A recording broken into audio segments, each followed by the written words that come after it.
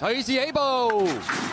好，你一開閘嘅時候啊，前面快閘嘉應高升應聲彈出啦，隔離拍住佢仲係幸運有理啊，中間賢者無敵搶啦，出邊維港智能最出眾嘅隻魔術控制啊，內欄呢就榮進劍豪啊，馬林中間粉紅袖呢仲有隻美麗第一啊，外邊係合火奔馳啦，尾五位置就係呢隻李健夢境啊，尾四係金鑽貴人啊，後邊三匹馬野田冰封啦，賢德之君啦，暫時殿後係驕陽明區嚟㗎，好啦咁啊轉緊彎啦，前面魔術控制隻鐵欄放嘅，第二位有維港智能啊，內欄第三隻賢者無敵啊！第四位合火奔馳啊！第五位咧埋邊咧仲有榮進劍豪啦，響出邊咧仲有呢隻就嘉應高升啊！後多層啊嘛，美麗第一啦，馬林中間咧仲有李健夢境啦，再後邊啊嘛，黃三隻金鑽貴人掟出去大外檔嗰邊咧就係幸運有理啊！最後直路前面透出嘅嘛，魔術控制啊，中間維港智能追緊佢，外邊嘉應高升一比落去就有啦！再見到外邊追嘅嘛，仲有李健夢境後邊嘅嘛，仲有驕陽明區啊！再後多層係金鑽貴人，最後百零米啦，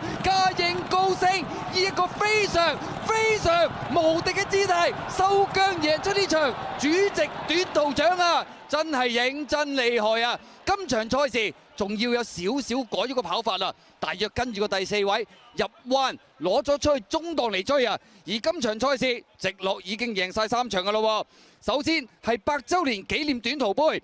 再嚟攻下咗女王銀禧紀念杯，嚟到今場主席短途獎成功，咁啊真係3料冠軍，成為3冠短途王，4個字形容晒實至名歸。